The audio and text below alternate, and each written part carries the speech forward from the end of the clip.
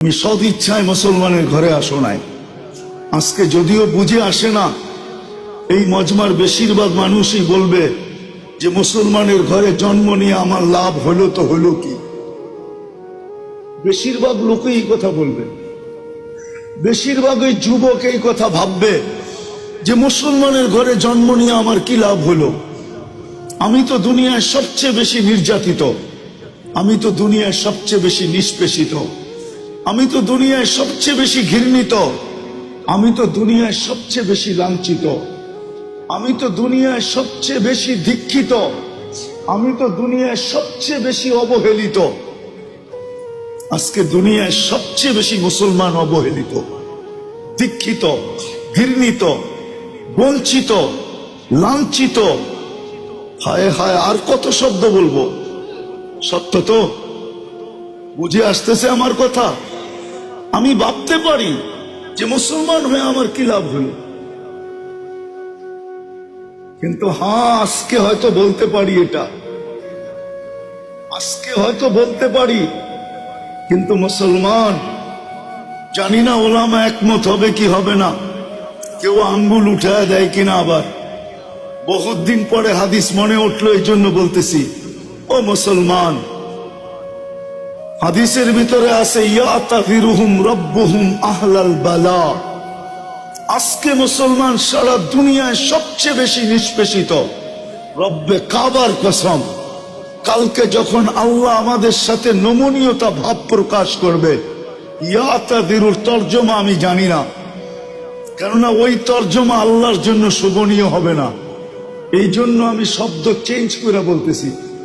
আল্লাহ যখন কালকে আমাদের সাথে কিয়ামতের মাঠে নমনীয়তা ভাব প্রকাশ করবে, কঠোর হবে না, নমনীয় হবে, ওই দিন বুঝে আসবে যে আজকের নিষ্পেষিত হওয়ার লাভ কি।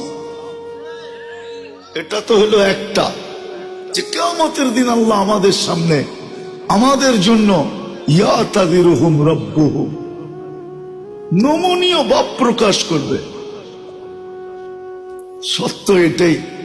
হতে পারে, জানি না ওলামা একমত হবে কি হবে না, কিন্তু আমার ধারণা এটাই, তাখাইয়ুল এটাই। অনেক কিছু এক জায়গায় একত্রিত করলে দেখা যায় যে এই উম্মতের ফাইল উঠাবে আর নামটা পোড়া বলবে রেখা দাও, ঠিক আছে। ওই দিন বোঝা যাবে মুসলমান হওয়ার ফায়দা কি, লাভ কি। দ্বিতীয় আরেকটা দেখাইতেছি, ওই দিন বুঝে আসবে, ওই দিন বুঝে আসবে। আজকে আমরা যদিও নামদারি মুসলমান, নামদারি মুসলমান আমরা। যুবক, তোমরা রাগ হও না, তোমাদের পায়ে হাত।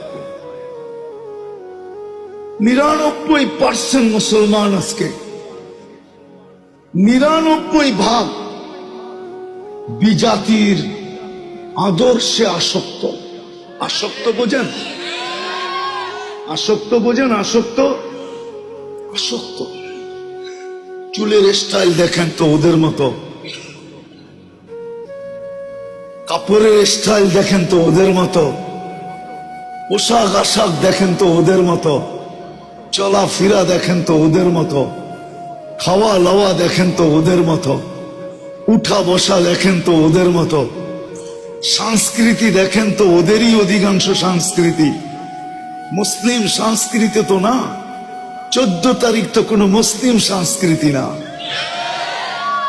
মুসলিম সংস্কৃতি তো ছিল তুমি যাকে ভালোবাসবে ওকে 365 দিনই ভালোবাসবে। এরকম না যে 364 দিন জুতা দেখাইলা, একদিন মাত্র একটা ফুলের নিয়ে হাতে ধরায়া দিলা। এটা তো ইসলামের আদর্শ না, এটা তো পশ্চিমাদের আদর্শ। জানি না মাধবদীর মানুষ বুঝবে কি বুঝবে না। সূর্য কিন্তু ডেলি স্লোগান দিতে দিতে যায়, আমাদেরকে সতর্ক করতে করতে উঠেই সতর্ক করতে থাকে, মুসলমান আমি কিন্তু পশ্চিমের দিকে চললাম, কিন্তু আমি ডুবে যাব। পশ্চিমে যাই বিদায় আমি ডুবতে বাধ্য, আমি ডুবে যাব। ও মুসলমান, তোরও যদি পশ্চিমার দিকে তাকাস, আর পশ্চিমাদের আদর্শে আদর্শবান হস, তাইলে তোরাও আমার মতো একদিন ডুবা যাবে। আমি আজকে ডুববো, কিন্তু কালকে সকালে আবার পূর্ব থেকে উদিত হব, কিন্তু তোরা ডুবলে আর কোনোদিন উঠতে পারবি না। সূর্য এই সিগন্যাল দিতে দিতে পশ্চিমে যেতে থাকে। যদি ওলামা বলে কোথায় পাইলেন, আইসেন আমি দেখায় দিব কোথায় পেলাম। তিনি সিগন্যাল দিতে দিতে যায়।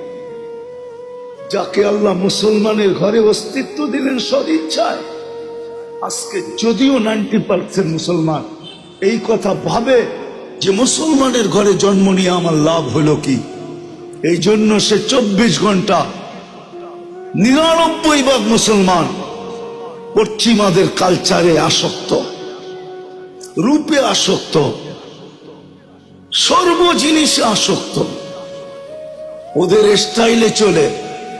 কিন্তু একটা কথা আগেই বলে নেই, যুবক, তোমাদের পায়ে হাত রেখা বলি, তুমি যতই আসক্ত হও, যতই 3/4 পড়ো আর 1/2 পড়ো, যতই মা বোনরা বিকেনি পড়া ঘোরো, যতই আমরা ওদের বেশে আসক্ত হই আর নিজেকে সাজাই না কেন, রব্বে কাবার কসম ওরা কোনোদিন বুক দিবে না পিঠ দেওয়া ছাড়া। কারণও বলে দিতেছি কেন ওরা কোনোদিন বুক দিবে না আমাদেরকে পিঠ দেওয়া ছাড়া। কেননা আমরা অনলাইনে ফর্ম ফিল আপ করে আসছি, যেই ফর্ম ওদের কাছে চলে গেছে, ওরা অনলাইন দেখে আমাদের রূপরেখা দেখে না। ওরা অনলাইনে দেখা নিছে আমি ধর্মের জায়গায় মুসলিম লেখা আসছি, শুধু একবার না, যেখানে ধর্ম আসছে যে তুমি কোন ধর্মের, ওইখানেই আমরা ইসলাম লেখা আসছি। ওই লেখা লিখতে দেরি, ওদের কাছে যাইতে দেরি হয় নাই। এই জন্য ওরা কোনোদিন তোমাকে বিশ্বাস করবে না, তোমাকে বুক দিবে না, তোমাকে পিটি দিবে। কেননা ওরা জানে এটা পারফেক্ট মুসলমান, যদিও সে আমাদের রূপে রূপান্তরিত।